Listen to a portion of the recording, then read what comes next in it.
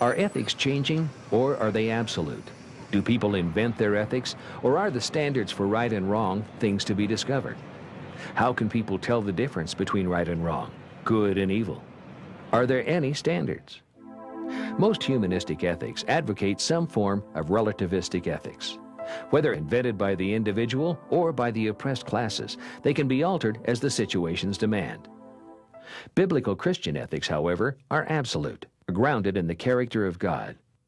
I think that we cannot truly be good without God, because in the absence of God, good and evil as such do not exist. So without God, we cannot be good, but neither can we be evil without God. In the absence of God, everything is relative. Moral values are just expressions of personal taste, like I like vanilla, and somebody else says, well, I like chocolate. In the same way, someone says, well, I like love and mercy and compassion. Another person might say, well, I like sadism and cruelty and hurting people. And neither one is right or wrong. It's just an expression of personal taste. The revealed ethical order can be the only true source of morality. Moral values are discovered, not invented by humans. C.S. Lewis, the famous apologist and writer, wrote, "The human mind has no more power of inventing a new value than of imagining a new primary color, or, indeed, of creating a new sun and a new sky for it to move in." Christian ethics are grounded in the character of God and are revealed in both general and special revelation, biblical law and natural law. The biblical worldview says that because humans were created in God's image, they have God's law built into their consciences. The Apostle Paul wrote in Romans 2:15 that all human beings have the work of the law written in their hearts, their conscience.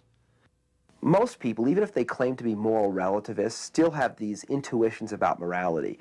For example, they know that it's wrong to torture children for fun, that you ought not to take from people what is really theirs, that we ought to treat other people fairly. I mean, many relativists who I know get upset at what they consider social injustice, which of course implies some sort of objective moral framework. The special revelation of the Scriptures provides an unshakable foundation for understanding God's ethical order. While it is impossible for the Bible to address every moral dilemma, it provides enough principles and guidelines to discern right and wrong in all situations.